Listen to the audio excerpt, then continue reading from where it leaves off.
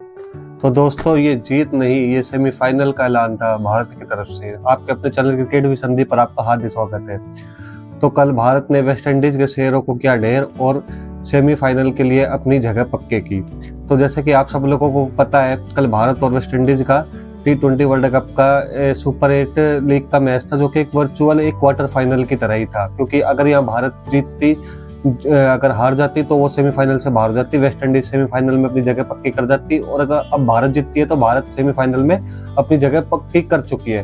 तो जैसे कि भारत ने कल टॉस जीत कर पहले गेंदबाजी चुनी और वेस्ट इंडीज ने खेलते हुए पहले 195 रन का टारगेट बनाया, जहां पर वेस्ट इंडीज के बल्लेबाजों ने शुरू में अपने विकेट न गंवाते हुए अच्छी ओपनिंग साझेदारी की और भारतीय गेंदबाजों को खूब छकाया, उन्होंने विकेट नहीं दी और अच्छा खेले। और पहुंचते वेस्ट इंडीज लास्ट में जाते जाते 20 ओवर में 195 रन बना गई। उनके जो ओपनर बल्लेबाज थे उसमें शाही होप ने 32 रन बनाए 33 गेंदों में। वो एक बाबर आजम वाली पारी खेल रहे थे भाई, उसकी बाबर आजम की पारी के पीछे रोमारियो सेफर्ड की बल्लेबाजी नहीं आ पाई। तो भाई कुछ तो सोच के खेलता। दूसरा हमारे लिए तो खैर वो बढ़िया ही था।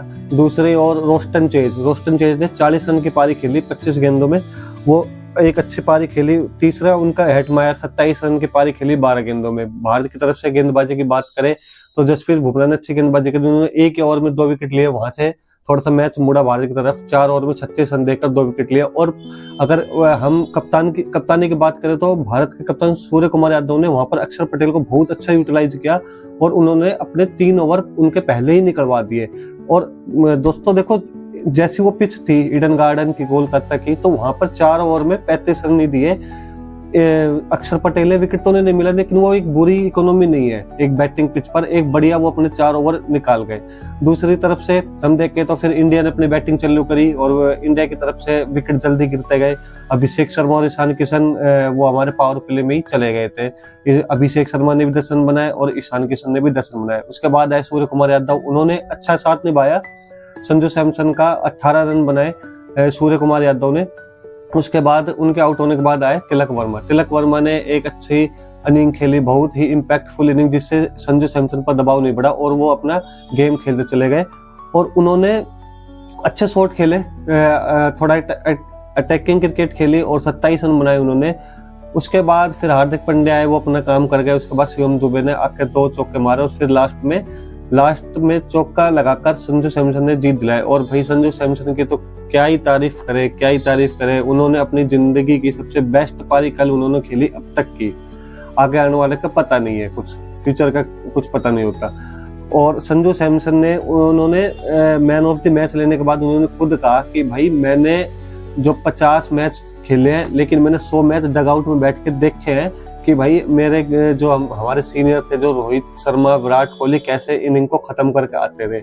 और वो बहुत ही कूल काम लग रहे थे दोस्तों। संजू सैमसन वो जरा से भी उन्होंने हड़बड़ी नहीं दिखाई, एक भी उन्होंने कोई आड़ा शॉट नहीं खेला, सीधे बल्ले से खेलते गए और बहुत ही इम्पैक्टफुल इनिंग खेली। सिंगल, डबल, चौके, छक्के, जहां जिस शॉट की जरूरत थी वहां उन्होंने वो शॉट खेला और एक बहुत ही बढ़िया इनिंग खेली। और उन्होंने कहा भी मैन ऑफ द मैच के बाद कि ये मैंने शतक इतने बनाए, लेकिन ये मेरी जिंदगी की सबसे अच्छी पारी थी। और हम तो यही आशा करते हैं कि आगे भी सेमीफाइनल और फाइनल में उनकी अच्छी पारी आए और अच्छा हो जीता है। और दोस्तों जो इंडिया, ये जीत तो इंडिया गई, लेकिन इससे ये नहीं है कि सारी कमियों पे पर्दा पड़ जाए। अब हम देखें तो जो सबसे बड़ी जो कमी है ना, वो है इंडिया की फील्डिंग, चाहे ग्राउंड फील्डिंग हो चाहे कैचिंग हो। अभिषेक शर्मा का आपने देखा होगा, उन्होंने एक तो पावर प्ले में एक कैच छोड़ दिया था, बिल्कुल हाथों में था, और एक उन्होंने 18वें या 19वें ओवर में छोड़ा था। तो इंटरनेशनल लेवल पे हम ये एक्सपेक्ट नहीं कर सकते कि अभिषेक शर्मा जैसे यंग फील्डर ऐसे कैच छोड़ेगा। और अगर हम ग्राउंड फील्डिंग की बात करें तो वरुण चक्रवर्ती की से काफी चौके निकले थे, तो वो एक हम अफोर्ड नहीं कर सकते। अब बड़ी टीम्स के सामने अगर हम ऐसे करेंगे तो हम वहीं पकड़े जाएंगे। और दूसरी तरफ वेस्ट इंडीज देखे तो वो हमसे भी ज्यादा बर्बाद थी। वो तो इतने चौके उन्होंने छोड़े, मिसफील्ड के इतने चौके दिए, 2 तो चौके मुझे भी याद है और अगर इससे ज्यादा दिए तो मुझे याद नहीं है। और कैच उन्होंने भी 2 कैच छोड़ी थी, उसके बाद उन्होंने काफी कैच अच्छी भी पकड़ी। लेकिन ये देखे कि भारत को अपनी कमजोरी है जो फील्डिंग, इस पर बहुत काम करना पड़ेगा। और मेरे ख्याल से इस वर्ल्ड कप में सबसे कमजोर फील्डिंग भारत की ही रही है सब टीमों में। और दूसरे हम देखें तो अभिषेक शर्मा जो अभी फॉर्म में नहीं है, फॉर्म में तो आना होगा, नहीं तो सेमीफाइनल फाइनल में बहुत ज़्यादा ही असर पड़ जाएगा। ईशान किशन का तो चलो ठीक है, वो अपना क्लच कर लेंगे, सूर्य कुमार भी क्लच कर लेते हैं, लेकिन अभिषेक शर्मा का बहुत ही दोस्तों फीका वर्ल्ड कप जा रहा है। ऐसा नहीं है कि हम उनको क्रिटिसाइज कर रहे हैं, हम उनको बैक करते हैं पूरी तरीके से और हमेशा बैक करेंगे, क्योंकि उन्होंने हमें बहुत मैच जिताया और भाई मुझे तो पर्सनली उन पर पूरा भरोसा है कि भाई वो अपना गेम खेल लेंगे सेमीफाइनल फाइनल में। और आशा भी करते हैं कि वो खेले, अगर वो खेले तो भारत के लिए बहुत ईजी हो जाएगा, क्योंकि अगर उनका जो रोल है ना वो 6 ओवर तक का ही है। अगर 6 ओवर में वो चल गए ना तो वो एक तरफ ही मैच करके चले जाएंगे। तो और जो भारत की थोड़ी सी बॉलिंग है वो कंसर्न सी लगी है, क्योंकि कल अर्शदीप भी 4 ओवर 48 रन काफी महंगी इकोनॉमी, और वो पिछले मैचों में भी शिवम दुबे को तो कल बॉलिंग नहीं दी गई, बाकी जो पिछले 2 मैचों में उन्होंने बॉलिंग करी है उस पर काफी उन्होंने इकोनॉमी दी है।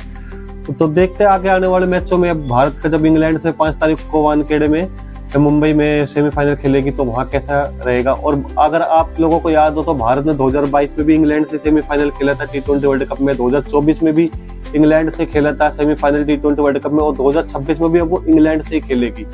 तो ये तीसरी बार ये लगातार इंग्लैंड से सेमीफाइनल खेले और आई होप वो जीतते, और हमारी आस तो यही है कि जीतते, और वो जीतेगी भी भारत, क्योंकि भारत का पलड़ा अगर ऑन पेपर टीम देखे तो हम भारत का पलड़ा भारी, क्योंकि अगर हमारे अभिषेक नहीं चल रहे तो उनके भी फिलिप सोल्ट नहीं चल रहे हैं, जॉस बटलर नहीं चल रहे हैं, उनके भी ऊपरी क्रम, उनका भी जो बल्लेबाज है ऊपरी क्रम के वो उनके भी नहीं चल रहे हैं। और देखते क्या होता है। भारत ने 6ठी बार ये वर्ल्ड कप में सेमीफाइनल में एंट्री करी है, 2007 में करी थी, फिर उसके बाद 2014 में करी, फिर 2016 में करी, फिर 2022 में करी, 2024 में करी और 2026 में करी है।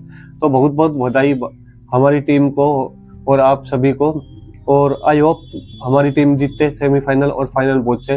तो आने वाली खबरों के लिए हमारे साथ बने रहे। Thank you.